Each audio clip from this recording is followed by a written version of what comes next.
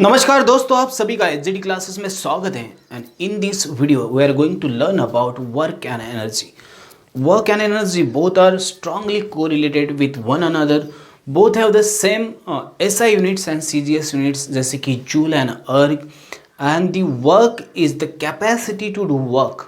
Energy is the capacity to do work, and work is said to be done, or the work is said to be done when a force applied on an object causes displacement of it. So this is the basic difference between both definitions. So we are going to learn deeply about first work and then energy and then power. Okay, these are the main topics which are given in this lesson. So one by one we'll cover all these topics. We'll discuss all these topics. हम लोग सारे के सारे topics को discuss करेंगे. But before starting this lesson, some activities are given in your book. You can see that picture. Okay, I have a book. You have a book. You just see that picture. One of the girl who is doing study at the same place. The first picture. Then second picture, one of the person standing at the same place. And third picture, one of the woman or one of the lady watching the TV. And the fourth picture, one of the person who is carrying some weight or some luggage on his shoulder and he is walking. So in these four pictures, by which pictures or in which pictures the work has been done? In which pictures the work has been done? तो आपको बताना है कि कौन से picture में यहाँ पे वर्क मतलब कार्य हुआ है, कार्य मतलब कुछ काम हुआ है, आपको ये बताना है. So if we observe all the three early pictures, first second third ABC various activities में से, तो मुझे लग रहा है कि वर्क हो रही, मेंटल वर्क हो रही. लेकिन in the physics the work is the different concept as compared to your mental work. So in physics, work have different type of definition. In the fourth picture, the person is carrying some weight. So in that case, there is a displacement of his place with surrounding. So वो अपनी जगह से हिल रहा है. So in that case only we can consider the work has been done. But in the earlier three examples, we cannot consider the work has been done. The reason उसके पीछे का मैं बताता हूँ. The work is said to be done when a force applied on the object causes the displacement of it. मतलब उस object को क्या करता है, वो जो भी फोर्स उसके ऊपर कार्य करता है वो उसको डिस्प्लेस कर देता है, उसको अपनी जगह से क्या करता है, मतलब डिस्प्लेसमेंट करता है, उसकी अपनी जगह से उसको दूसरी जगह पे लेके जाता है. तो उस कंडीशंस में ही हम लोग कंसिडर करते हैं कि work has been done. So work is said to be done. The work is said to be done when a force applied on an object causes the displacement of it or displacement of the object. आपको ये definition याद रखनी है. तो मुझे यहाँ पे work की मैंने डेफिनेशन नहीं लिखी, आपको लिख देनी है. मैंने खाली आपको समझाया कि वर्क क्या होती है. So this is the definition. Work is said to be done when a force applied on an object causes displacement of it. This is the definition which is given in your book. You can just headline, you can underline this definition. Now the next question is do you know how many forces or which type of forces you are familiar with? Okay, आप किस तरह के forces के साथ familiar हो? So I know that there are so many forces. Gravitational force is there, then friction force is there, electromagnetic force is there. So these are the some types of forces. Okay, you are familiar with this type of forces, and force is required to displace any type of object from its stationary place to the next place. So work is product of magnitude of force applied on an object and the displacement of the object. So displacement of an object may be in the direction of force, or may be opposite to the direction of force, or maybe it will be perpendicular to the direction of force. So it depends on the different type of forces which are acting on an object. So for that purpose we have given some more examples, and that examples, first I will write the equation of force. Okay, so work मैं किस तरह से लिख सकता हूँ. So work is the product of magnitude of force and the force acting on an object and displacement of an object according to the nature of force. तो मुझे work का यहाँ पे इक्वेशन मिल जाता है. और मेरे पास और एक चीज़ यहाँ पे बहुत ज़्यादा अहमियत रखती है, वो मुझे कुछ और एग्जांपल्स दिए. Okay, so a child, okay, child, आपको पता है चाइल्ड क्या होता है, छोटा सा बच्चा, एक छोटी सी बच्ची. क्या करे, खिलौना को क्या किया उसने, एक मतलब धागे से बांध के उसको खींच रही है. Okay, so this one example is given in your book. And in earlier example, one of the lady or one of the girl who is sitting in office on the same chair, so that is not considered as a work done. Okay, वो example में work done नहीं consider कर सकते. Next example दिया है, large vehicle टॉज ए small one. मतलब एक बड़ी गाड़ी रहती है, उसके पीछे एक छोटी सी गाड़ी बांध के उसको क्या करते, बड़ी गाड़ी के पीछे खींच के लेके जाते. तो ये दो एग्जाम्पल्स मेरे पास है. उन दो एग्जाम्पल्स के सहारे में बता, ए चाइल्ड, ओके, उसके पास एक खिलौना रहता है, वो क्या करता है, उसको खींचता है एक रस्सी बांध के, छोटी सी धागे से खींचता है. सो उसके ऊपर जो फोर्स एक्ट करता है, उस फोर्स के बारे में हम लोग को डिस्कस करना है, और उससे हम लोग को एक डेरिवेशन मिलेगा जो कि आपके इस डेरिवेशन से अलग रहे, तो उसके बारे में हम लोग डिस्कस करेंगे. तो मान लेते हैं कि अगर कोई बच्चा ऊपर से फोर्स लगा रहा है, जैसे मेरा हाथ है, I am just applying force in this way, and the toy which is just pulled by my force that will just rotates on the horizontal. मतलब जो भी खिलौना है वो सरफेस के ऊपर आगे आ रहा है, सरफेस जो रहता है उसके ऊपर आगे रहा है, हॉरिजॉन्टल. सो मैंने तो फोर्स ऊपर से लगाया था ऑन दी अपर साइड. मेरा जो स्ट्रिंग मेरे हाथ में था, मेरे पास दो रस्सी थी, जो धागा था, थ्रेड, उससे ऊपर से फोर्स लगा. लेकिन यहाँ पे क्या हो रहा है, जो टॉय मेरे पास है वो नीचे से वो बच्ची के पास है, वो आगे आ रहा है. सो यहाँ पे मेरे पास जो फोर्स लगा है वो अप्लाइड फोर्स हो गया, and the component of force is F1. Okay, the another force which is acting, okay, on that toy, and due to that force it just rotates or it just moves on the horizontal surface. So that force is known as the component of that force. तो मैं अगर यहाँ पे late, अगर हम लोग मानते हैं लेट, चलो हम लोग मानते हैं let F be the applied force, जिसको मैंने अप्लाइड किया ऑन एन ऑब्जेक्ट, मैं बोलूंगा on an object, then F1 be the component of it. This is one another force which acts on simultaneously with that object. So ये मेरी अगर vehicle रहेगी, तो ये यहाँ से मतलब दिख रहे हैं आपको, ये हॉरिजॉन्टल सरफेस इसके ऊपर से आगे आएगी, मतलब ये जो उसके चक्के रहेंगे तो ये ऐसे आगे आ जाएंगे. तो यहाँ से आ रहे हैं, उसको नहीं निकालना है आपको, मैंने फॉर एग्जांपल बता दिया. And now the work done bye F1, okay, the work done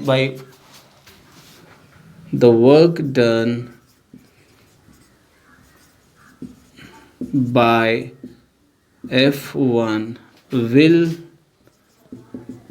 be given as follows. आपको इस तरह से लिखना है. So it is W into F1 into S. S is the displacement of an object. इसको मैं अगर फर्स्ट नंबर का इक्वेशन मानता हूँ तो. Now if I check the force and the displacement made one angle theta. This is the force acting in the direction of displacement, and this is actual force applied on the object. तो इसका एक angle बन जाता है theta. तो अगर मैं by trigonometric ratio, by trigonometry I will get cos theta. अगर मैं कॉस थीटा लेता हूँ तो ये जो थीटा है इसकी close side, this will B 90 degrees angle, ये 90 डिग्रीज का एंगल बन जाता है. मैं वापस एक बार बता दूं, अगर जो मैं फोर्स ऊपर से लगा रहा हूँ, लेकिन मेरी जो छोटी सी गाड़ी है, मतलब छोटी सी जो खिलौना है, वो नीचे से ऐसे आगे आ रहा है. नहीं तो मैं वो गाड़ी को भी खींचते हो तो ऊपर से फोर्स लगा, लेकिन गाड़ी नीचे से आ रही है आगे, आपके दिमाग में आना चाहिए. सो this is the real force applied and this is the component of that force, means which acts in the direction of displacement. तो ये दोनों के बीच में एक एंगल बन जाता है. So if this is theta according to trigonometry adjacent side, I will get F1 and the hypotenuse, this is F. Okay, so इसको मैं चाहिए तो यहाँ पे लिखता हूँ, यहाँ पे मैं लिखता हूँ इसको बेस, और यहाँ पे लिखता हूँ हाइपोटेन्यूज. ये मेरा बन जाता है हाइपोटेन्यूज. तो मुझे एक्चुअल अनदर डेरिवेशन चाहिए, इसलिए मैं देयरफॉर कॉस थीटा यहाँ पे मैं लिख देता हूँ. तो मुझे मिलेगा यहाँ पे base F1 and this is F. Therefore F1 is equal to cos theta into F. ये मेरा नया एक डेरिवेशन मुझे मिल जाता है. सो फ्रॉम 1 अगर मैं 1 को लेता हूँ, therefore W is equal to F cos theta into S. This will be the work done when I applied and force, okay, on the above side of any type of object to pull it or to push it. okay, तो ये मेरा मिल जाएगा नया equation. अभी यहाँ पे मेरे पास और एक चीज़ मैं आपको क्लियर कर दूँ कि ये जो इक्वेशन है, so this is the work done actual when there is an angle between the applied force and the direction of, means in this case the direction of applied force is different than the direction of displacement. So now this is the nature of force which is acting on an object when there are two types of force are acting on an object, okay, in two different directions. okay, so first is the real applied force and the next one is the component of it. तो अभी ये मुझे मिल गया, यहाँ पे मैंने equation derived कर दिया फ्रॉम 1. मैं यहाँ पे लिख सकता हूँ फ्रॉम 1. सो मुझे इक्वेशन मिल जाता है. Now after getting this equation, अगर मुझे इक्वेशन मिल जाता है तो मेरे पास और चांसेस बढ़ते कि इस इक्वेशन के सहारे मैं अभी क्या कर सकता हूँ, nature of force find out कर सकता हूँ. वो कैसे करना है मैं आपको अभी यहाँ पे सिखा दूंगा.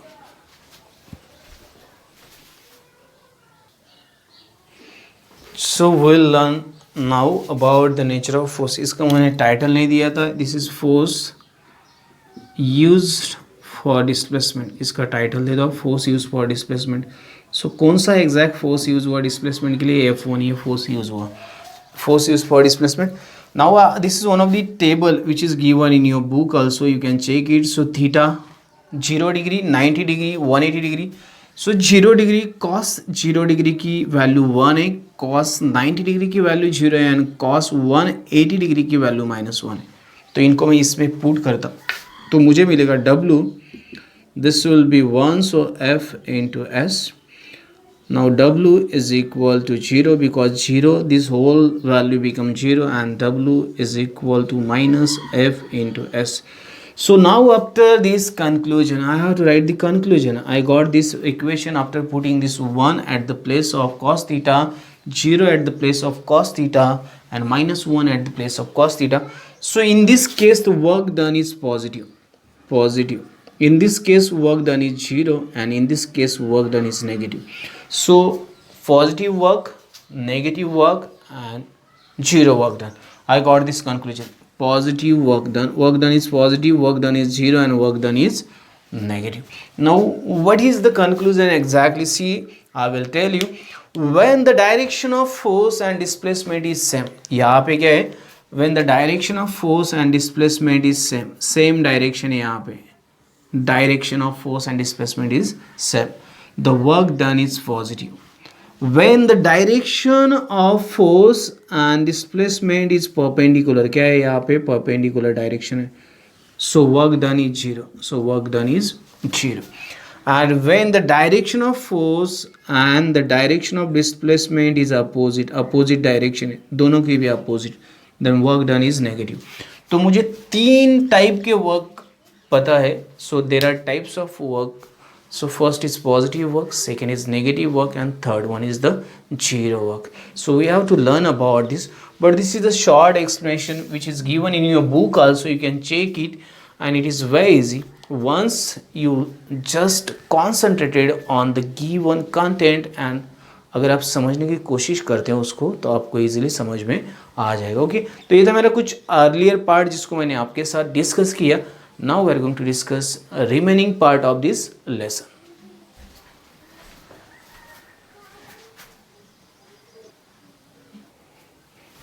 So we'll learn about or we'll discuss about the unit of work. Unit of work के बारे में हम लोग डिस्कस करेंगे. तो unit of work क्या है हम लोग को पता करना पड़ेगा because it's very essential point. ये बहुत ज़्यादा एसेंशियल. देखो मेरे पास वर्क है. Work is a product of magnitude of force acting on an object and due to that force whatever the displacement is taken by in an object. Okay, तो उसका product है. मुझे W पता है, F into S. तो मैं बता दूँ this is actually W. So work done W is the product of magnitude of force acting on an object and due to this force whatever the displacement is there in that object. So this is given work. So SI unit of work joule है, it is joule, and CGS unit of work it is arc. Therefore force is measured in newtons and displacement is measured in meters. So W 1 joule is equal to 1 newton into 1 meter. तो ये बन जाता है relation. So now this is first. So this is first one. When the next one is arc, so 1 arc is equal to 1 dyne. Okay, small unit is what? CGS into 1 centimeter. So this is the SI unit of force and this is the CGS unit of force. This is SI unit of displacement and this is CGS unit of displacement. चलो ये दोनों के बीच का relation मुझे find out करना है.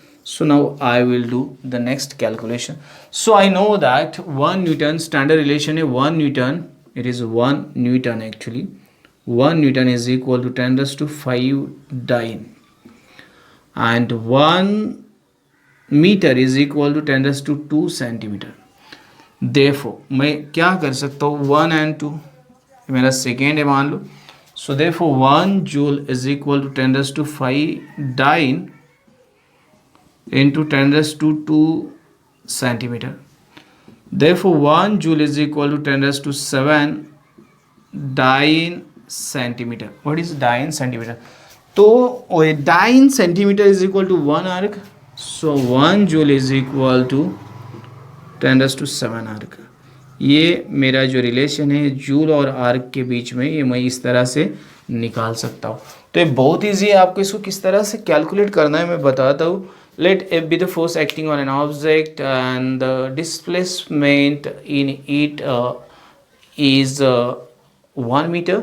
सो मुझे इसका डेफिनेशन बनाना पड़ेगा. So how can make definition? Okay, 1 joule का डेफिनेशन कैसे बनाएंगे? When a force of 1 newton acts on an object displaces it in 1 meter, then the work done by the force is called as 1 joule. When a force of 1 newton acting or acts on an object displaces it in 1 meter, then the work done by the force is called as 1 joule. And when the force of 1 dyne acts on an object and displaces it in 1 centimeter, then the work done by the force is called as 1 arc. तो ये दो definition आपकी book में दी है, आपको उसको check out करना है. And this is the standard relation between the joule and erg. Okay, 1 joule is equal to 10 raised to 7 erg. और मैं बता दूँ फोर्स को मेजर करते हैं हम लोग न्यूटन में एंड द डिस्प्लेसमेंट को मेजर करते हैं मीटर में. So force Newton it is SI unit of force and meter it is SI unit of displacement. So centimeter it is SI unit of displacement and dyne it is a CGS unit. CGS unit of displacement is a centimeter and CGS unit of force is dyne, and then 1 arc is equal to 1 dyne into 1 centimeter. So you can easily do this calculation and you will get the relationship between the joule and the अर्ग. तो ये एक मेरा छोटा सा calculation था, उसके अंदर कुछ डेफिनेशंस दिए, उनको एक बार देख लो, रीड करो, अंडरस्टूड करो और आपके दिमाग में रख लो, तो आगे जाके आपको काम आएंगे. ओके, तो मेरे पास ये थे कुछ मेन टॉपिक जिनके बारे में हम लोगों ने डिस्कस किया. Now we are going to discuss about the positive work, negative work and zero work. So we will know about this 3 factors, positive, negative and zero work.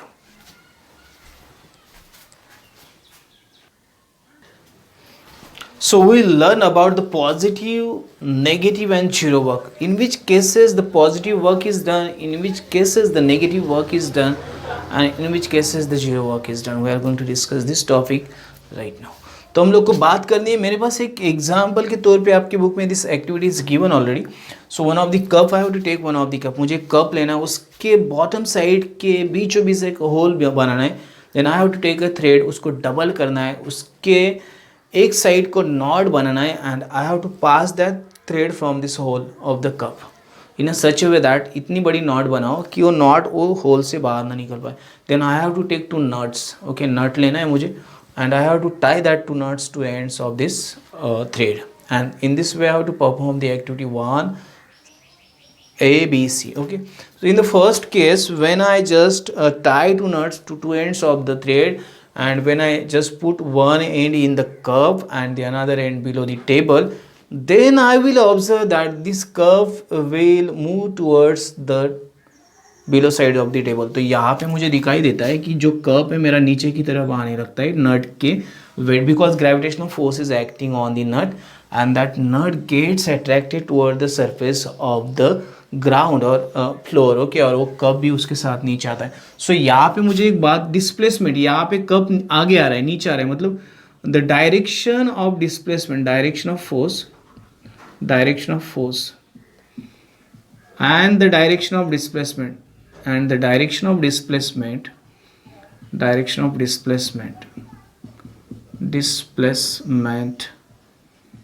is same. So in this case positive work is done, इसको बोलते हैं positive work is done। इसको बोलते हैं when the direction of force applied on an object and the displacement of an object is same, and the direction of displacement of, so when the direction of force acting on an object and the direction of displacement of an object is same, then the work done by the force is called as positive work done। तो इसको बोलते हैं positive work done। In the second case, I have to perform the same activity, but I place one of the ruler।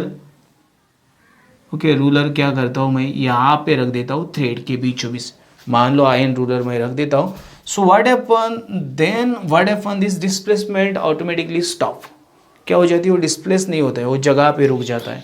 So there is no displacement, यहाँ पे कोई भी displacement नहीं हो रही, and I will see that this is the negative effect. अभी होना चाहिए, फोर्स एक्ट कर रहा है फिर भी डिस्प्लेसमेंट नहीं हो रही। So in that case the direction of displacement is opposite to the direction of force, because force नीचे की तरफ एक्ट कर रहा है लेकिन डिस्प्लेसमेंट नहीं हो रही, मतलब पीछे की तरफ दिख रही है। So in this case the direction of displacement and the force both are means opposite to each other. तो यहाँ पे मेरी जो वर्क बनेगी it is negative work. So work done in this case is negative work done. And the last example है जहाँ पे मैंने क्या किया, इक्वल थ्रेड दोनों साइड से टाई किया, मतलब सस्पेंड कर दिया टेबल के, and just I observe. So I will see that there is no change in the place of this cup. इस कप के प्लेस में कोई भी चेंज नहीं हो रहे। तो यहाँ पे direction of force is perpendicular to the direction of displacement. तो यहाँ पे जो वर्क है वो जीरो वर्क है, it is a zero work. Okay, तो ये जीरो वर्क बन जाता है मेरा। कौन सा वर्क बन जाता है, zero work. So from this activity I can learn that when the direction of applied force is same, or the direction of applied force and the displacement is same, the direction of displacement and direction of applied force is same, then the work done is positive. When the direction of applied force and the direction of displacement is opposite to each other, the work done is negative. And when the direction of applied force is perpendicular to the direction of force, then the work done is zero. So the force, okay, which does not or do not cause the displacement of an object. So when there is no displacement of an object, the work done is zero. When there is no displacement of an object, work done is zero.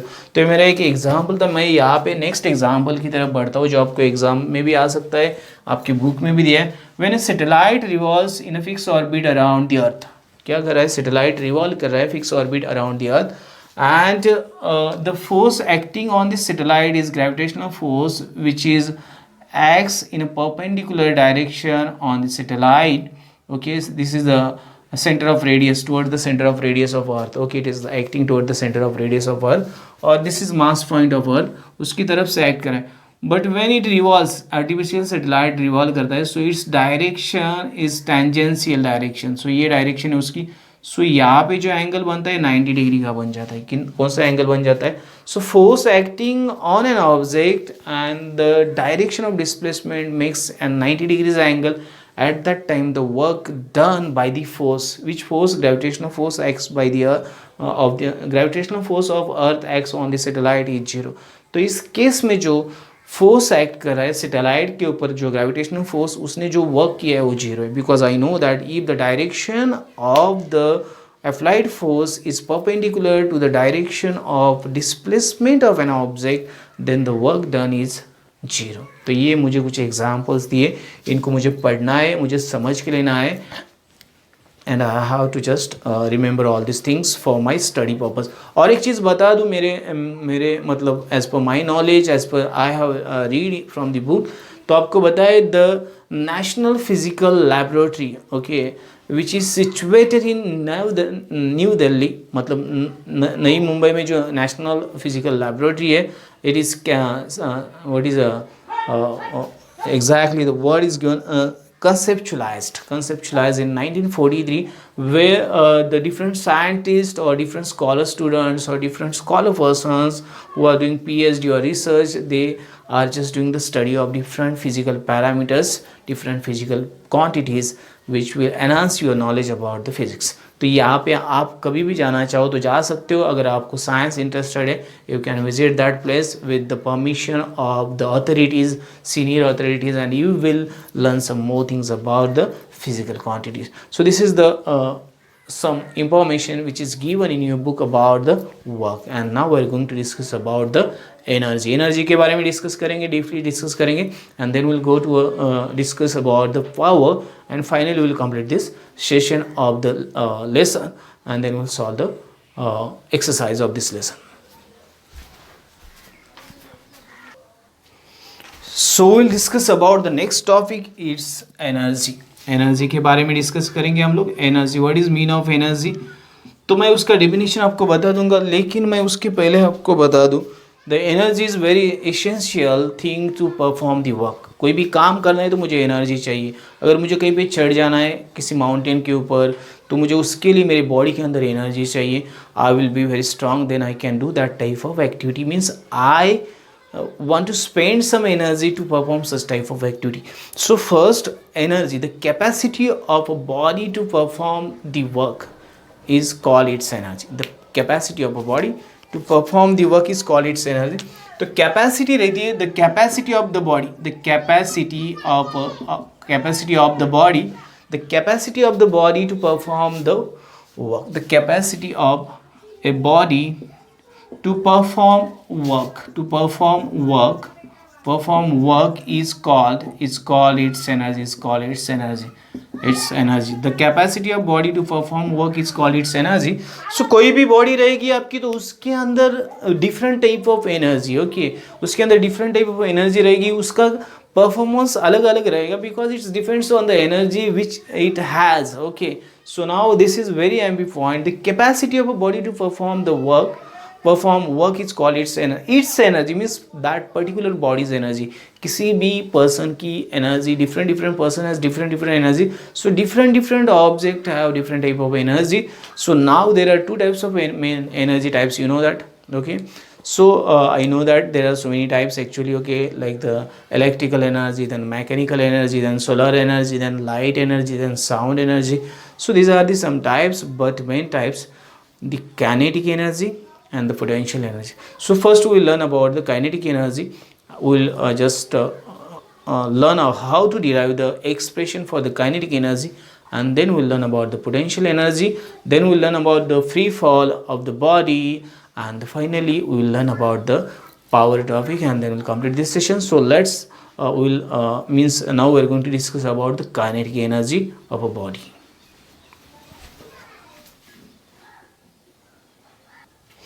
So we'll learn about kinetic. What is the kinetic energy? Okay, तो kinetic energy के बारे में जान लेते हैं. Kinetic energy and then expression of kinetic energy. So ये दो चीज़ें first जान लेते हैं. Kinetic energy in short form KE. Kinetic energy, इसको इस तरह लिखते हैं. So the energy gain by an object due to its motion is called its kinetic energy. The energy gain, मैं यहाँ पे लिख रहा हूँ, the energy gain by an object due to its motion is called its kinetic energy. Maybe the definition given in your book may be different than this. आपके book के अंदर की डेफिनेशन में भी इससे अलग हो सकती है, but this is the definition as per my knowledge. The energy gained by an object due to its motion is called its kinetic. मतलब कोई भी ऑब्जेक्ट अगर गति में रहता है, एक स्पीड में रहता है, एक मोशन में रहता है, तो उसके अंदर एक एनर्जी रहती है, उस एनर्जी का नाम है काइनेटिक एनर्जी, उसको हम लोग काइनेटिक एनर्जी बोलते हैं. And now we are going to derive the expression for the kinetic energy. Okay, so kinetic energy is equal to work done. Okay, so whatever the work done on the object, it is due to its kinetic energy. Work done by an object, done on an object is due to the kinetic energy. So it is also equal to W is equal to Fs. I know that. So let us consider that W is work done. Okay, force, magnitude of force is F, and S is the displacement of an object when its initial speed is u and its final speed is v, and when okay, initial speed is always 0. Okay, we consider initial speed is always 0, and all these things you have to write. आपको ये सारी चीज़ें लिखनी है, मैं नहीं लिख रहा हूँ, मैं आपको शॉर्ट में इसका डेरिवेशन किस तरह निकालते हो मैं बता रहा हूँ, but you have to write each and everything whenever there is a question derive an expression for kinetic energy. आपको लिखना है, डोंट फॉरगेट. ओके, सो यहाँ पे मेरे पास ये चीज़ है. So when I am going to this work done by any object on any object due to its motion is called its kinetic energy. It is equal to the work done. So F, I know F is the product of okay, F according to Newton's second law of motion. मुझे Newton's second law of motion पता है. According to Newton's second law of motion, according to Newton's second law of motion मुझे पता है. second law of motion होगी. तो मुझे क्या पता है, ये पता है F is equal to m into a. Okay, F means magnitude, means force is the product of mass and acceleration. Okay, उसके अंदर एक एक्सलेशन आ जाता है. ये सारा एक्सप्रेशन आपको लिख देना है. तो मुझे ये मिलता है first. Okay, this is first, this is मान लो this is first, then this is second, ऐसा मैं नाम देता हूँ उसको. अभी मेरे पास और कुछ इक्वेशंस है, जैसे कि मेरे पास है ए की वैल्यू, मुझे पता है what is the value of A. So मैं उसकी वैल्यू यहाँ पे पुट कर दूँ. Okay, V square is equal to U square plus 2as. अगर मैं इसको, शायद मुझे यही लगता है. Okay, so I can use that S. Okay, displacement के लिए. सो मैं इसको वापस लिखता हूँ. Therefore W I will get W is equal to F. Okay, F की जगह पे मैं इनको डाल देता हूँ अभी. W is equal to this, and then I will get the next one. चलो यहाँ पे थोड़ी सी रीअरेंजमेंट करते. W is equal to MA into S. ये इक्वेशन मुझे मिल जाएगा. This is another equation. Therefore I know that V square is equal to U square plus 2AS.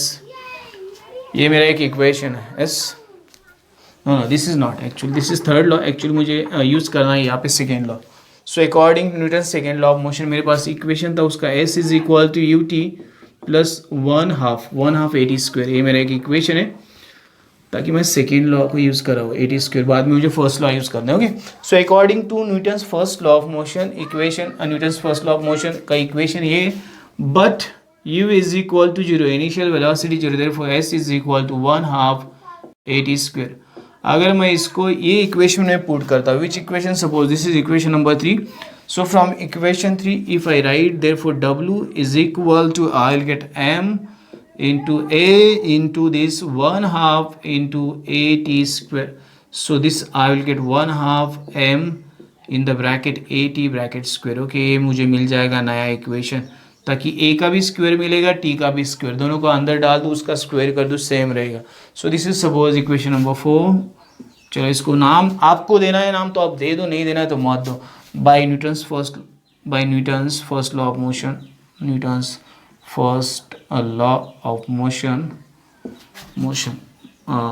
or by Newton's first law of motion, equation of first law of motion, Newton's equation of first law of motion, ऐसा लिख दो चलेगा. I know that V is equal to U plus AT. मुझे क्या पता है, but V is 0, therefore V is equal to AT. So from equation 4 अगर मैं लिखता हूँ W is equal to 1/2 MV square, मुझे मिल जाएगा. AT की जगह पे मैं V डालता हूँ. क्या डालता हूँ? V डालता हूँ. So I got this is actual equation. Now the next topic is the kinetic energy gain by an object is the amount of work done by on the object. Okay, the kinetic, therefore, but the kinetic energy gain by an object is equal to the work done on the object, the work done on the object. So वो object के ऊपर जितनी work done हुई उतना ही kinetic energy उसने gain किया. Okay, so therefore kinetic energy is equal to W. Therefore kinetic energy is equal to 1/2 mv². तो ये आपको काइनेटिक एनर्जी का इक्वेशन यहाँ पे मिल जाता है 1/2 mv². तो इस तरह से उसको डिराइव करना है. बट इन दिस केस आपको इस केस में मतलब इस इक्वेशन को डिराइव करते टाइम एक काम करना है.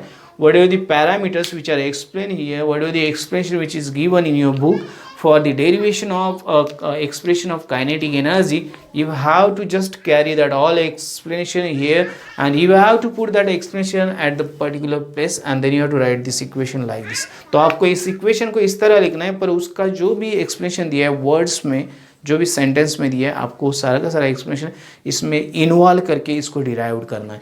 ये बात आप ध्यान रखो. मैंने खाली डेरिवेशन किस तरह निकालना है मैंने बता दिया. वापस मैं एक बार आपको समझा देता हूँ. यहाँ तक मैं आता हूँ, सेकेंड लॉ ऑफ मोशन का इक्वेशन यूज़ करता हूँ, उसके बाद में मैं यहाँ तक पहुँच जाता हूँ. बाद में मैं फर्स्ट लॉ ऑफ मोशन का इक्वेशन यूज़ करता हूँ, उसके बाद में मैं W is equal to 1/2 mv² निकालता हूँ. Now the kinetic energy gain by an object is equal to the work done on it or work done on the object. So W is equal to kinetic energy. So kinetic energy is equal to 1/2 mv². आपको इस तरह से इसका derivation निकालना है. So this is the derivation for the kinetic energy and now we're going to discuss about potential energy.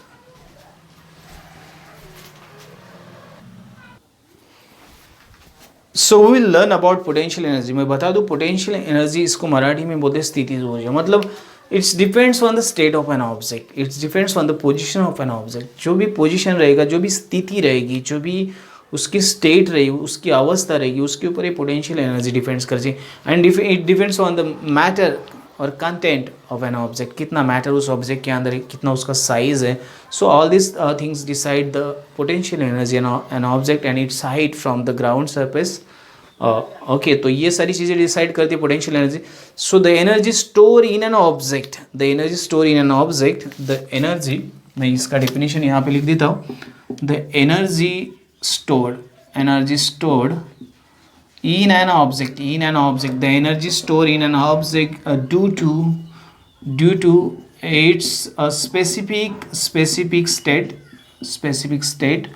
or position,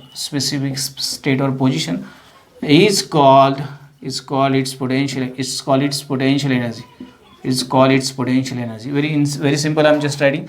You just don't write the in short. Okay, मैं short में लिखता हूँ, आपको short में नहीं लिखना है, मैं आपको समझाने के लिए लिख रहा हूँ. The energy stored in an object due to its specific state or the position is called its potential energy. आपको कुछ examples दिए, जैसे कि जैसे मेरे पास कोई धनुष्य बाण है जिसको मैं छोड़ रहा हूँ मेरे एरो से. तो एरो छोड़ रहा हूँ मैं धनुष्यबाण से, तो उसके अंदर क्या, मैं इसको पहले खींचता हूँ मतलब उसके अंदर एक एनर्जी डाल देता हूँ और बाद में छोड़ता हूँ तो उतनी दूर चला जाता है. So what ever the energy, spring के अंदर जो एनर्जी मैं उसको दबा के डालता हूँ तो उसकी एनर्जी बढ़ जाती है, पोटेंशियल एनर्जी. तो ये सारे के सारे टाइप्स इसमें आ जाते हैं potential energy. Now the potential energy is also a type of work done. Okay, so work, it is a product of work.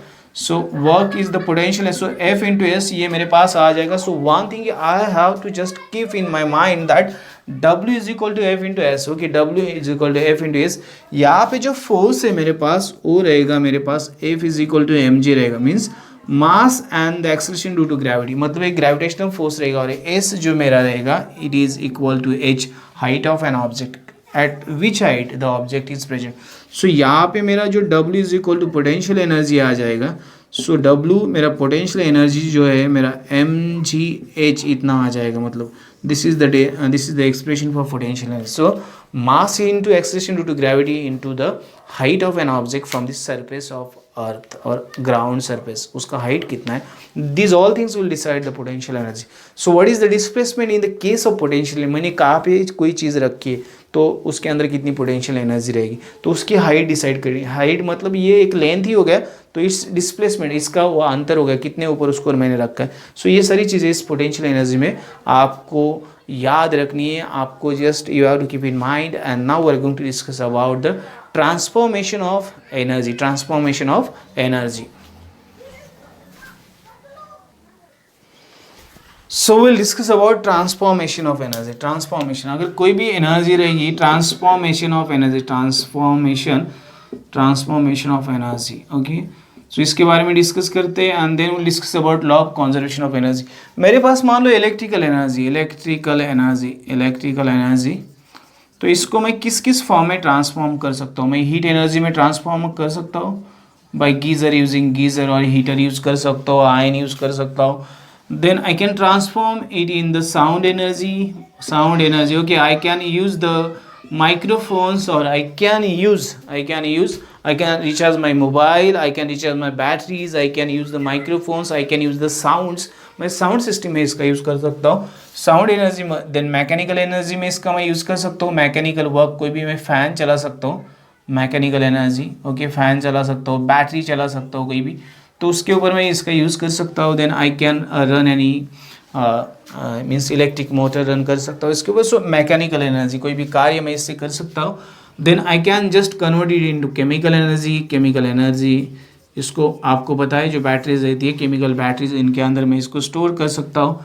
So sound energy, heat energy, mechanical energy, light energy. Okay, light energy में भी इसका light energy, जो मैं प्रकाश, जो अभी वो light देख रहे हैं आप, ये सारी की सारी एनर्जी के फॉर्म में एक एनर्जी से अलग अलग एनर्जी में इसको कन्वर्ट कर सकता हूँ. So this is very happy transformation of energy, and this gives us the idea about the conservation of energy, law of conservation of energy.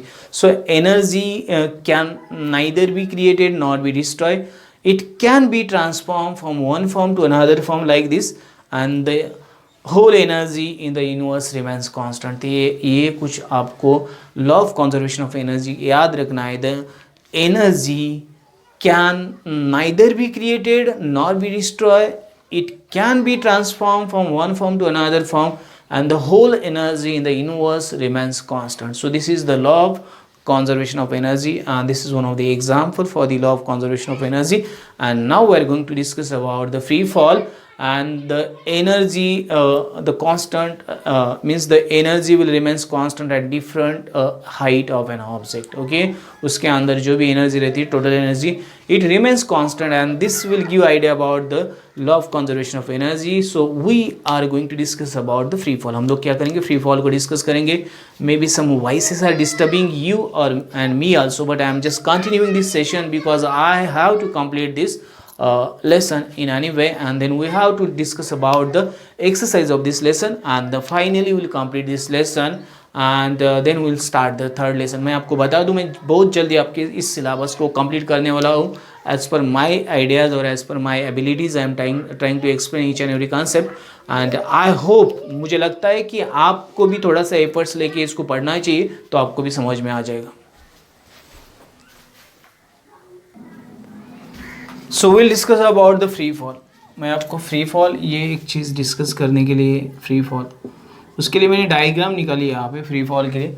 Late us consider the object at place A, okay, height h, and then it falls from a to b and b to c. So I have to discuss about free fall, and I have to discuss about the total energy of an object at place A, at place B and at place C simultaneously. तो चलो discuss करते हैं. Free fall में बता देता हूँ. When an object falls freely, okay, under the influence of gravitational force only, then its fall is known as free fall, और its motion is known as free fall, and और it is freely falling object. इसको बोलेंगे freely falling object. तो इसको हम लोग किस तरह से, मेरे पास 3 स्टेट्स है. Let us consider the first height of the object h, okay, and it start to fall, and then it comes to b. Then let us consider height ab is x, therefore bc height is h minus x. तो b तक object की height बन जाती है h minus x. ये मैंने ab की height मानी, ये भी आपको कन्फ्यूजन नहीं होना चाहिए, तो इसको मुझे यूज़ करना है. तो हम लोग को यहाँ पे एट प्लेस और पॉइंट ए इसका एनर्जी निकालना है. एनर्जी ओके, टोटल एनर्जी निकालना है। ओके, तो मान लो ये यहाँ पे हाइट एच ए पे मैंने उसको फर्स्ट इनिशियल पोजीशन पे ले लिया।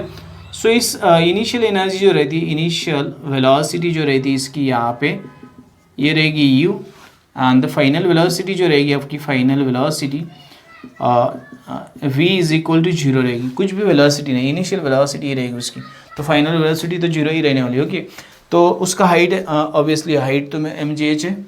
तो अभी मैं यहाँ पे काइनेटिक एनर्जी लिख देता हूँ। काइनेटिक एनर्जी मुझे पता है 1/2 mv², तो ये जीरो आ जाएगा, तो ये जीरो बन जाएगा। पोटेंशियल एनर्जी मेरे पास mgh आ जाएगी। क्या आ जाएगी? Because mgh, because height h। Okay, इसका तो ये मुझे कुछ ऐसा लिखने को मिलेगा यहाँ पे। देखो मैं टोटल एनर्जी लिख देता हूँ यहाँ पे, potential energy plus kinetic energy, तो इन दोनों को ऐड करेंगे हम लोग। सो पोटेंशियल एनर्जी mgh है, मेरे पास काइनेटिक एनर्जी जीरो है, तो टोटल एनर्जी mgh आ जाएगी। तो ये मेरा फर्स्ट पॉइंट था, मैंने यहाँ पे आपके साथ डिस्कस किया। सेकेंड मेरा ये फर्स्ट है, मैं सेकेंड पॉइंट की तरह एट पॉइंट बी और at place B object. Okay, इसकी वेलोसिटी बन जाएगी, velocity of an object, velocity V B बन जाएगी। क्या बन जाएगी? वी बी बन जाएगी। और उसका जो हाइट है, हाइट ये बन जाएगा यहाँ पे h माइनस एक्स। आपको बोल दूँ ये हाइट यहाँ तक c से b तक h माइनस एक्स बन जाएगा। और अभी इसका मुझे फाइनल टोटल एनर्जी निकालना है, तो मैं यहाँ पे काइनेटिक एनर्जी का अगर इक्वेशन यूज़ करता हूँ 1/2 mv²। ओके, तो ये यूज़ करता हूँ। मेरे पास और एक इक्वेशन है Newton second law of motion में, v²। यहाँ पे लिख दूँ मैं, तो u स्क्वेयर आ जाएगा, u_b² आ जाएगा मान लो, और यहाँ पे आ जाएगा आपका 2as। तो इनको मैं चेंज कर देता हूँ, मैंने कुछ पैरामीटर्स लिखे नहीं। a की जगह पे g आ जाएगा, एंड s की जगह पे h आ जाएगा, और इसकी जगह पे x आ जाएगा, h माइनस एक्स, ऐसे कुछ आ जाएगा। तो ये h आ जाएगा, चलो h ही लिखते। तो यहाँ पे मैं ये लेता हूँ s। ओके, उसका जो है ये, तो यहाँ पे मुझे मिल जाएगा v_b²। अगर इसको मैं निकाल देता हूँ जीरो, तो ये 2gx मिल जाएगा। क्या मिल जाएगा? 2gx। और यहाँ पे h, s की जगह पे x आ जाएगा। चलो, ये मैंने यहाँ पे कर दिया।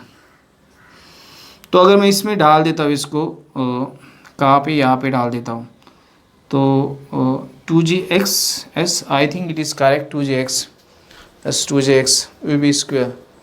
तो इसको यहाँ पे डाल दो आप इस इक्वेशन में। देखो मुझे काइनेटिक एनर्जी मिल जाता है। Kinetic energy is equal to 1/2 m and this 2gx, then 2gx, तो दिस 2 गेट कैंसिल, सो मुझे मिलेगा mgx। तो ये मुझे मिल जाता है काइनेटिक एनर्जी। देखो काइनेटिक एनर्जी मैं लिख देता हूँ यहाँ पे mgx, I will get this. तो मुझे ये सारी चीज़ें यहाँ पे यूज़ करनी है। ओके, यहाँ तक ये आ जाता है, मतलब वो स्पीड में यहाँ तक आ जाता है। Okay, its speed is x up to this b point. तो ये काइनेटिक एनर्जी। मेरे पास अभी पोटेंशियल एनर्जी जो रहेगी उसका रहेगा mgh is equal to mg, यहाँ पे h माइनस एक्स आ जाएगा। ताकि मैंने यहाँ पे बोला था आपको, इसका h जो है it is h minus x बन जाता है। तो ये इसके लिए यूज़ होता है, और ये s is equal to x इसके लिए यूज़ होता है काइनेटिक एनर्जी के, ताकि वो इतना डिस्टेंस चल के आ गया। ओके, सो इट्स स्पीड वो उस तरह कैलकुलेट करो। So mgh minus mgx, therefore kinetic total energy मुझे निकालना है इसका। Total energy is equal to kinetic energy plus potential energy, दोनों को ऐड करेंगे हम लोग। मेरे पास पहली थी mgx plus mgh minus mgx, चलो ऐड करते, दोनों को कैंसिल हो जाएगा, तो मुझे मिलेगा mgh।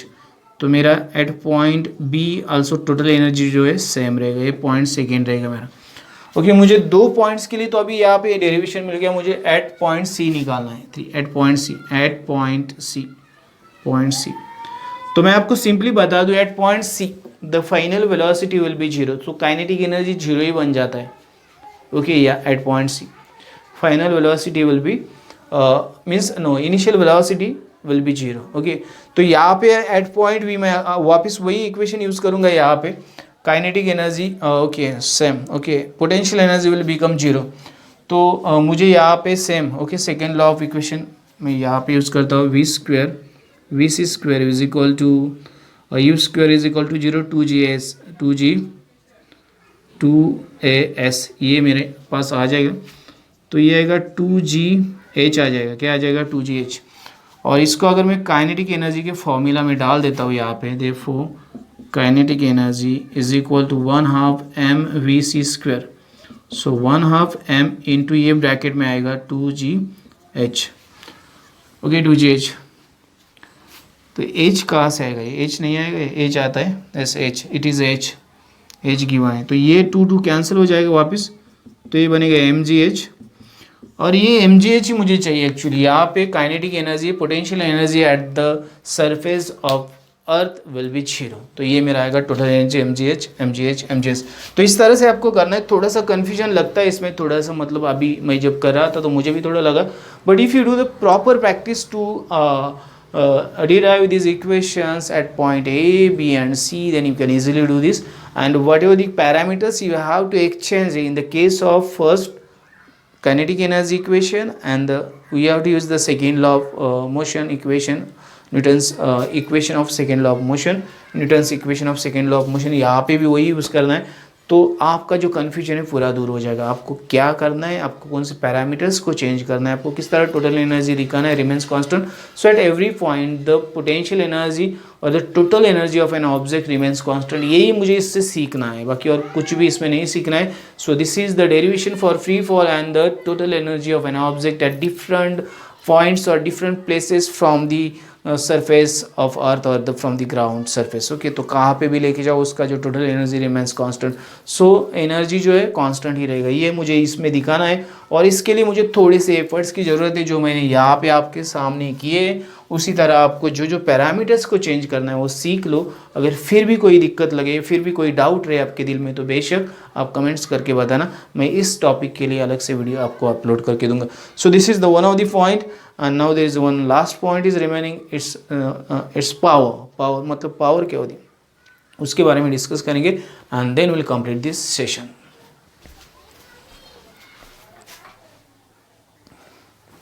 So will discuss about the next topic and it is power. Power के बारे में डिस्कस करेंगे हम लोग, ये लास्ट टॉपिक इस लेसन में से। So the rate at which the work is done is known as power। Okay, the rate at which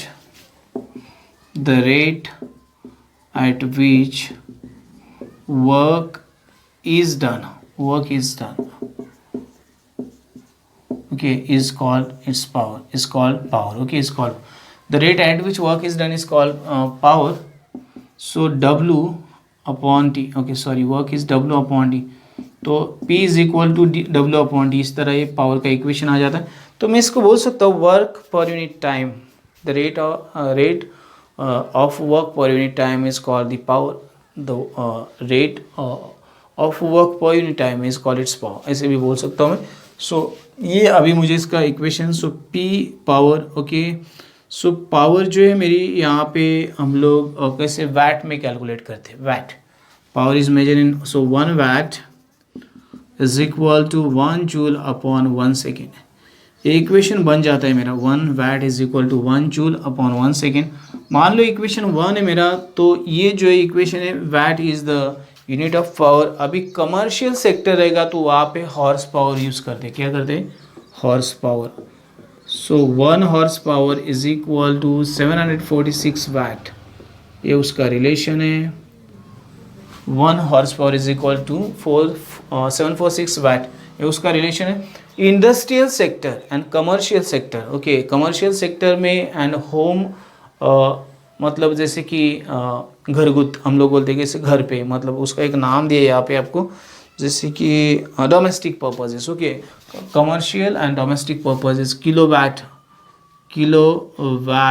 our, okay kilo watt hour, this unit is use, this unit is.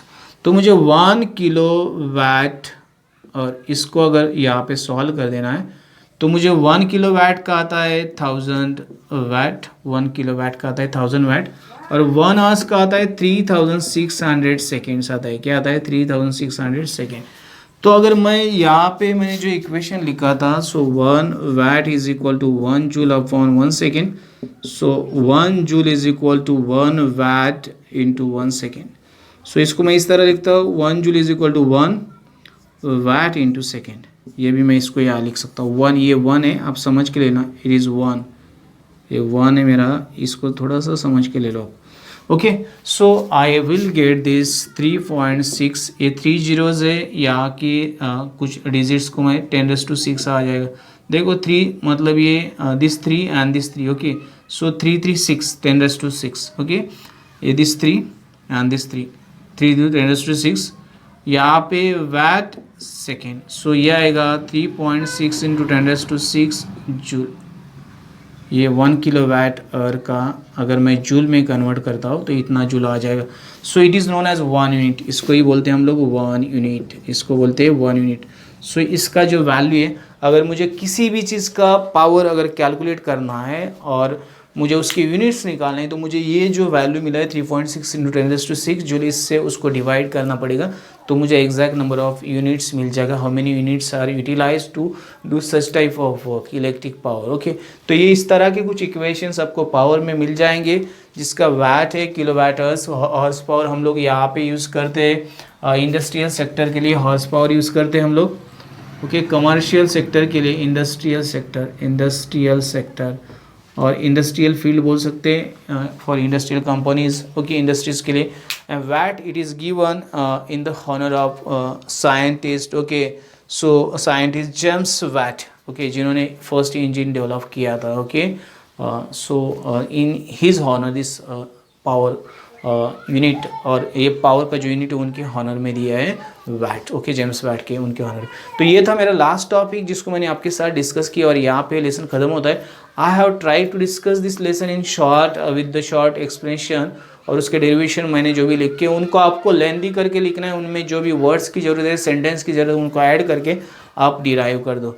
और आपको study करना है तो ये आपको इसको अच्छी तरह से आपको ये लेसन समझ में आएगा, आपको अंडरस्टूड करके लेना है। फिर भी अगर आपको लगता है कोई भी टॉपिक आपको अगर लगता है टफ है, मतलब बहुत ज़्यादा डिफ़िकल्ट है, then please do the comments, I will try to solve your queries. और अभी हम लोग क्या करेंगे, इस लेसन के एक्सरसाइज को सॉल्व करेंगे and then will complete this session.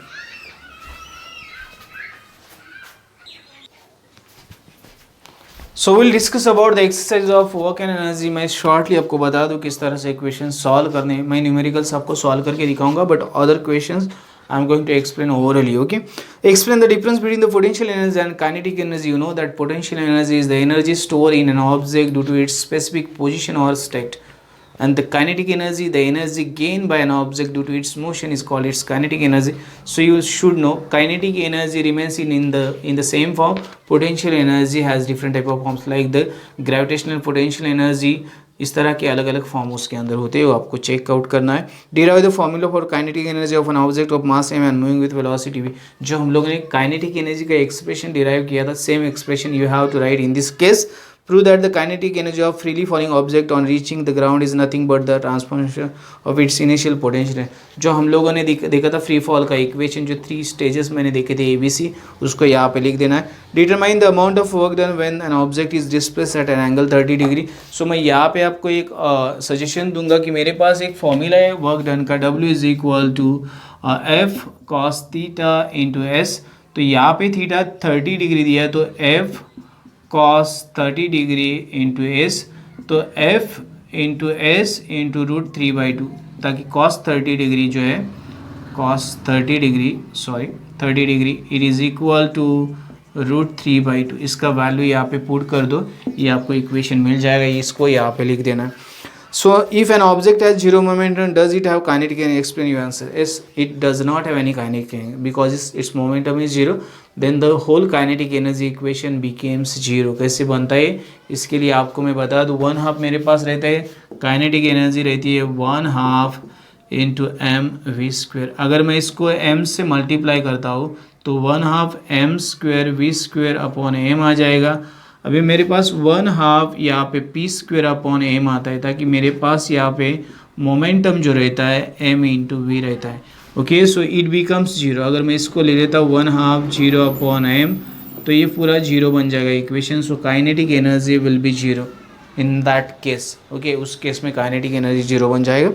Y is the work done on an object moving with uniform circular motion is 0। मैंने आपको आर्टिफिशियल सैटेलाइट का एग्जांपल दिखाया था कि the force acting on an object which moves in a circular orbit is perpendicular to the displacement of an object, and if this condition is there, then the work done by the force which acts on an object is zero.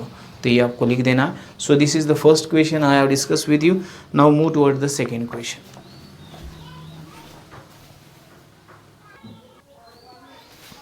So we will learn about the second question. हम लोग second question देखेंगे. Choose one or more correct alternative. For work to be transferred, energy must be transferred from one place to another place, or transform from one type to another type. So it is true. So one place to another place, one form to another form. Joule is the unit of work and energy. Both के लिए joule unit मैंने बताया था आपको. Which of the force involved in the dragging a heavy object on a smooth horizontal surface have the same magnitude? मुझे कोई भी object drag करना है, नीचे गिराना है, तो कौन सा फोर्स इसके ऊपर काम करेगा? फर्स्ट इज उसमें फर्स्ट ग्रेविटेशनल फोर्स रहेगा, second reaction force in vertical direction, reaction force एक रहेगा इसके अंदर. Power is measure of the the rapidity with the work is done and the slowness with which work is done. एक तो मैं जो गति मतलब स्पीड से काम कर सकता हूँ, नहीं तो स्लोली कर सकता हूँ. It depends on my power. Okay, so power इन दोनों से रिलेट करती है. वाइल ड्रैगिंग और lifting an object negative work is done by, okay, कौन से? Gravitational force and frictional force. यहाँ पे दो ऑप्शंस आपको चूज कर दें. Rewrite the following sentence using proper alternative. मेरे पास अल्टरनेटिव दिए. The potential energy of your body is least when you are sleeping on the ground. जब सो जाओगे उस time. The total energy of an object falling freely towards the ground, okay, remains unchanged if we increase the velocity of a car moving on a flat surface to 4 times its original speed. Its potential energy will not change. Potential energy कभी नहीं बदलती. The work done on an object does not depend on initial velocity of object. Initial velocity के ऊपर नहीं depends करती हो. And so this is the correct alternative. We have to choose and rewrite this. Then study the following activity and answer the question. ये आपके लिए मैं छोड़ता हूँ ताकि ये activity based question है. You have to learn this question. And now we are going to solve the numericals from this lesson, and then we will complete the session.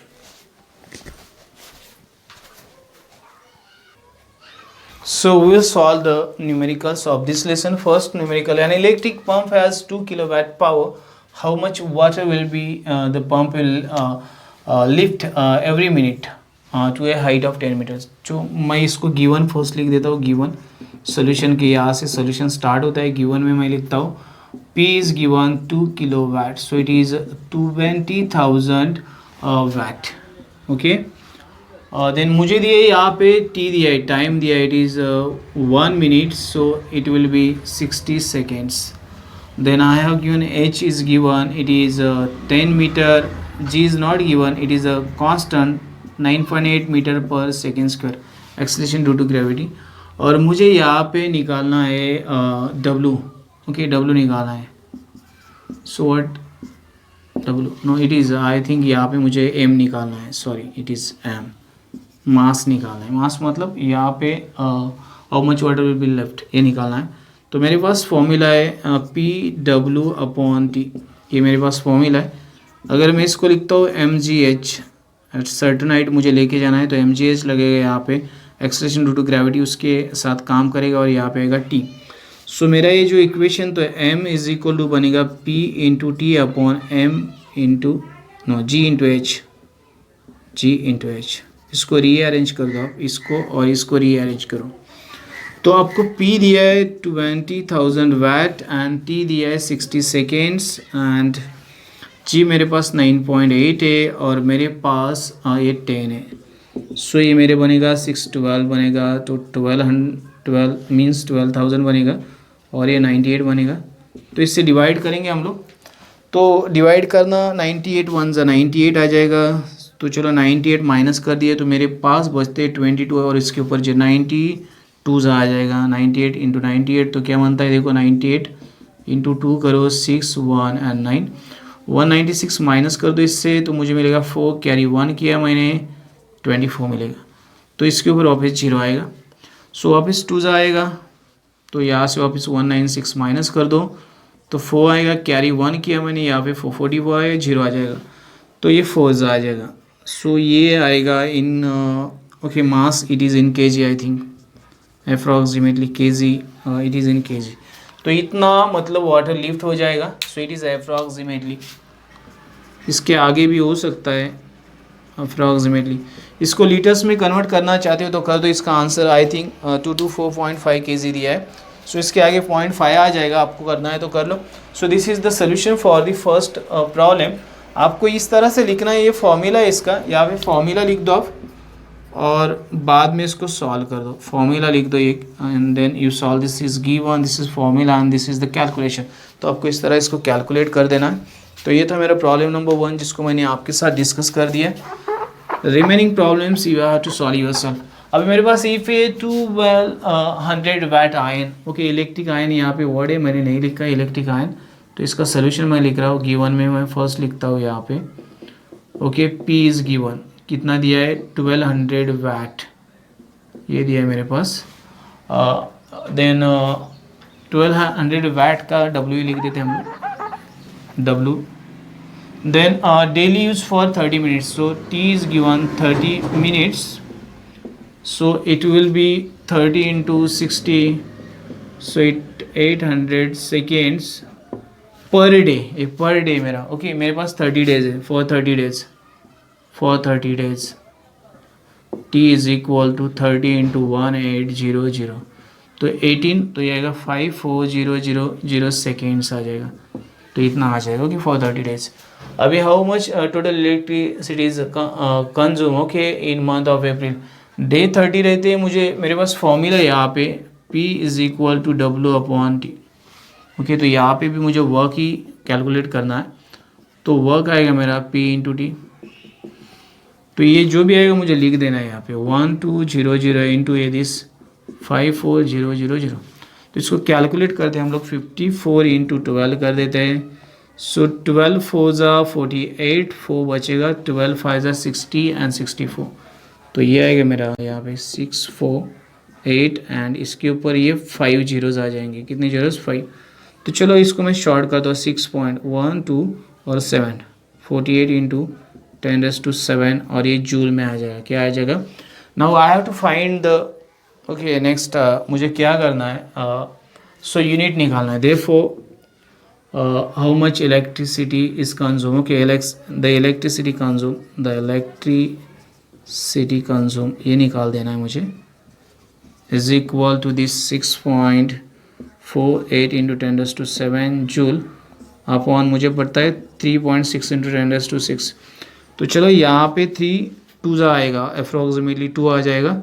सो ये 20 आई थिंक 20 यूनिट्स आ जाएगा approximately S2 because ये 10⁻⁶ और 10⁻⁷ है. तो यहाँ पे 10 ही बचेगा और इसका 2 बचेगा. 20 यूनिट्स अप्रोक्सीमेटली 20 यूनिट्स. तो यहाँ पे तो 18 यूनिट्स आ रहा है. Okay 18 units may be it is 18 units.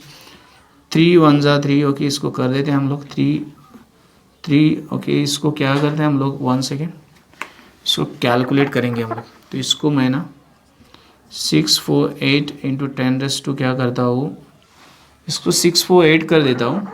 बाकी सब कैंसिल ही होने वाला है. अपॉन 36 कर देता हूँ. ओके 36 1 ज़ा 36. 64 से 36 माइनस कर दो तो ये बचेगा मेरे पास 14 माइनस 6 तो ये बचेगा 8. और यहाँ पे 1 कैरी किया 2 8 और 8 ज़ा आएगा शायद 8 ज़ा. तो 8 यूनिट्स अप्रॉक्सीमेटली आ रहे शायद. तो मुझे तो यही लग रहा है actually I think. Okay 8 units. तो इस तरह आपको सोल्यूशन मिल जाएगा. Please do this calculation. आपको एक कैलकुलेशन कर देना है.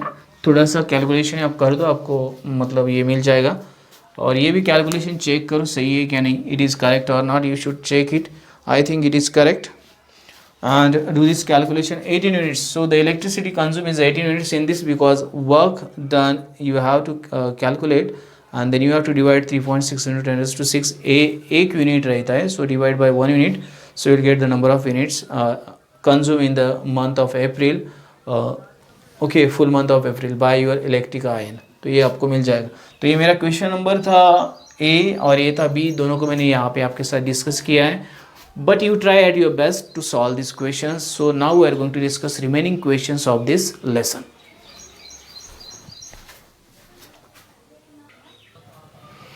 हम लोग आगे के प्रॉब्लम्स को सॉल्व करेंगे। मेरे पास C problem, if the energy of a ball falling from a height of 10 meter is reduce by 40%, how high will it rebound. मुझे इसका सोल्यूशन निकालना है, मैं आपको बता दूं कैसे निकालना है। यहाँ पे मुझे एच दिया है, 10 मीटर दिया है, okay, it is given H, okay, it is exactly H is given 10 metre.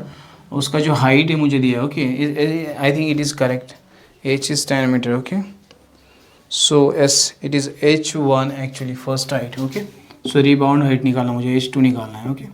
So ये मुझे निकाल देना है। यहाँ पे दूसरा दिया रिड्यूस कर किया मैंने, जो E1 था मेरा, इसको मैंने क्या किया 40% रिड्यूस कर दिया, ओके। सो मेरा जो E2 जो है वो 40% रिड्यूस हो जाएगा, 40% ऑफ E1 आ जाएगा। तो इसको मैं निकाल दूँ E2 को, तो ये मुझे मिलेगा, देखो 40/100 E1. So E2 I will get here 0.4 E1, ये मुझे मिल जाएगा यहाँ पे रिलेशन, ताकि मैंने इसको 40% रिड्यूस कर दिया। किसको? इसको रिड्यूस किया। सो मेरा जो एनर्जी वो रिड्यूस हो गया 40%। अभी मेरे पास यहाँ पे E1 इज इक्वल टू, यहाँ पे E2 is equal to I think E1 minus E2। देखो यहाँ पे मेरा जो एनर्जी रिड्यूस है, this is difference of energy. मैंने एनर्जी को क्या किया, रिड्यूस किया, तो मुझे रीबाउंड करना है इसको। तो मेरे पास आएगा E1 माइनस ये 0.4 E1, तो ये आएगा 0.6 E1, क्या आएगा, तो E2 मेरा आ गया 0.6 E1। मेरे पास एक फॉर्मूला है एनर्जी का, ओके। सो काइनेटिक एनर्जी जिसको बोलते हैं हम लोग। So E1 is equal to mgh1 and E2 is equal to mgh2। therefore E1 अगर मैं कंपेयर करूँ तो E1 मेरे पास यहाँ पे 0.6, E2 मेरे पास है 0.6 E1, therefore H2 मेरे पास आएगा 0.6 H1। तो 0.6 इंटू 10 मुझे करना पड़ेगा, तो ये मुझे आएगा 6 मीटर। तो H2 is equal to 6 metre. मुझे इस तरह से सॉल्व करना है। यहाँ पे थोड़ा कन्फ्यूजन रहेगा आपके दिल में, but this is the difference in energy, so that is the 40% जो मैंने रिड्यूस किया। So I have to write like this. So these are the two equations. When I compare this two equation, mg get cancel, so I will get H1 is equal to H2. So that same thing I have to follow here, and I will get the solution H2 is equal to, so the ball, a ball will rebound at height 6 meters. वो क्या हो जाएगा, rebound हो जाएगा at height 6 meters। ये मुझे इसमें निकालना है। The velocity of a car increase from 54 kilometre. so initial velocity मेरे पास है, मैं इसको गिवन में लिख देता हूँ। यहाँ पे आपका इनिशियल वेलोसिटी है, इनिशियल वेलोसिटी आपको दिया है, it is given 54 kilometres per hour. तो इसको थोड़ा कन्वर्ट करते हैं हम लोग। 54 किलोमीटर्स को अगर मीटर्स में कन्वर्ट कर दूँ, आई थिंक 5400 आ जाएगा, okay, meters I think so. And hours को मैं अगर इसका निकालता हूँ 3600 आ जाएगा। एक जीरो लेता हूँ, ये 2 जीरो कैंसिल कर देता हूँ मैं, तो 36 टू ज़ा, ओके, 36 टू ज़ा, I think this will B 15। करके देख लेते हैं हम लोग, थोड़ा सा इसको रिड्यूस करते हैं हम लोग। तो ये आएगा 2, ये आएगा 7, ये आएगा 0, और इसको अगर रिड्यूस करता हो तो 1, और ये आएगा 8। सो 18 1 ज़ा 18, तो 27 माइनस तो 9 बचेगा, 18 5 ज़ा 90। सो ये आएगा मीटर पर सेकेंड, इसको कन्वर्ट कर दें हम लोग। और सेकेंड मेरे पास है final velocity it is v is equal to क्या है मेरे पास 72 किलोमीटर्स पर आवर। तो इसको थोड़ा कन्वर्ट करते हैं, 72,000 किलोमीटर्स का मीटर्स में 1000 से मल्टीप्लाई करो, 3600, ये 2 जीरो कैंसिल हो जाएंगे, 36 1 ज़ा 36 मीटर पर सेकेंड, ये मेरा सेकेंड आएगा। अभी मुझे क्या, how much is the rate work done. So work done निकालना है मुझे। तो मेरे पास में वर्क डन के लिए एक फॉर्मूला है, काइनेटिक एनर्जी का डिफरेंस ही मुझे यहाँ पे निकालना पड़ेगा first. 1 second. So in this case I have to use the kinetic energy, okay. Work done is equal to kinetic increase in kinetic energy, okay. So यहाँ पे kinetic work done, यहाँ पे वर्क डन मुझे लिखना है। So it is W is equal to, मुझे increase in kinetic, so difference निकालना पड़ेगा मुझे।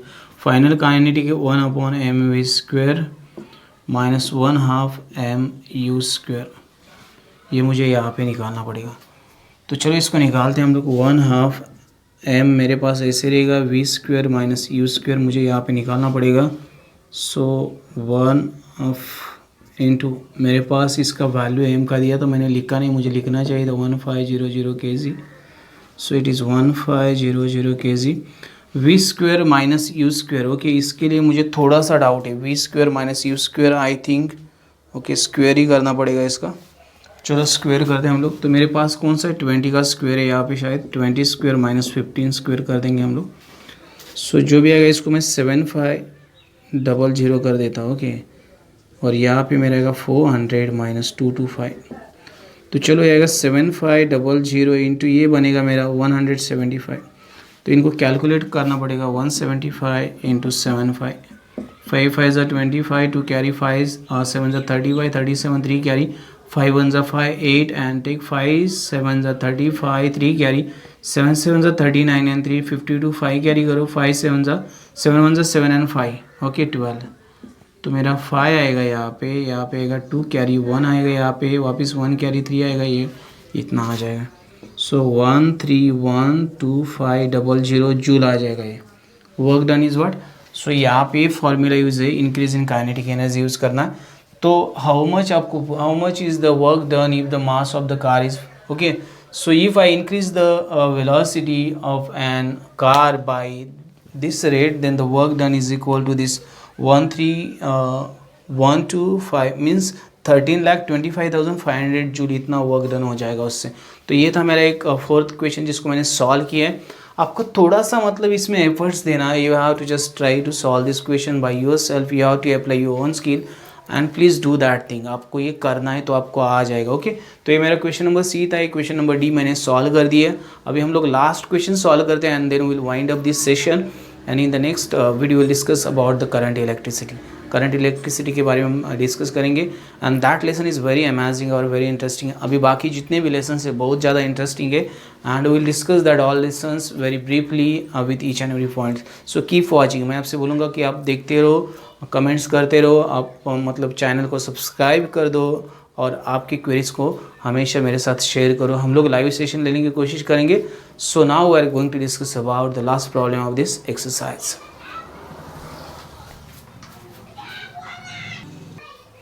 ओके सॉरी, यहाँ पे ना मैंने 750 ही आता है, मैंने 00 ले लिया है यहाँ पे। देखो 1500 का 750, तो एक जीरो कम कर दो, ये आपको यहाँ पे कर देना, ओके। ये थोड़ा सा मिस्टेक था, मैंने करेक्ट कर दिया। So we'll solve the last problem of the numericals. Ravi applied a force of 10 Newton and moved a book 30 centimeter in the direction of the force. How much was the work done by Ravi? Okay. तो मुझे निकालना है यहाँ पे, तो given में first लिख देता हूँ। यहाँ पे गिवन मेरे पास है। So F is equal to 10 newton है, S is equal to 30 centimeter, it is 0.3 meter है। और मुझे फोर्स निकालना है, W निकालना है, ओके, वर्क डन निकालना है। So I know formula work done is equal to F into S. This formula I have to use. F is 10 and this is 0.3. So obviously this is 3 joule. So therefore W is equal to 3 joule. So therefore the work done by Ravi is 3 joule. आपको इस तरह से इसको final लिख देना है। तो इस तरह आपको सॉल्व करना है। ये लास्ट प्रॉब्लम था, इसको मैंने यहाँ पे सॉल्व किया। सो ये सेशन मतलब दिस सेशन मतलब जो भी हम लोग ये डिस्कस करते हैं थोड़ा लेंदी हो जाता है कभी कभी, because we have to discuss all the problems. मैंने कुछ एक्सरसाइज के क्वेश्चन सॉल्व करके नहीं दिए। Obviously it will take very long time to solve the questions. So sometimes you have to just solve that questions by yourself. आपको खुद को करने, आपके डाउट्स रहेंगे तो शेयर करो। And keep watching, keep supporting. If you have any queries, doubt, please do comments and this channel will help you for your further study also। कि ये चैनल ऐसे है कि आपको आगे के स्टैंडर्ड्स के लिए भी हेल्प करेगा एंड 11-12 साइंस के लिए भी हेल्प करेगा। Not only for mathematics but for all subjects I am trying to upload the videos. मैं सारे सब्जेक्ट के लिए वीडियोज़ अपलोड करने की कोशिश करूँगा and I hope you like this video. अगर आपको वीडियो अच्छा लगता है तो लाइक शेयर कमेंट करना ना भूलिए। साथ में चैनल को सब्सक्राइब करो, बेल आइकन को दबा दो ताकि आने वाली वीडियोज़ की जानकारी आपको ऑन टाइम मिलती रहे। Thanks and keep watching, have a nice time.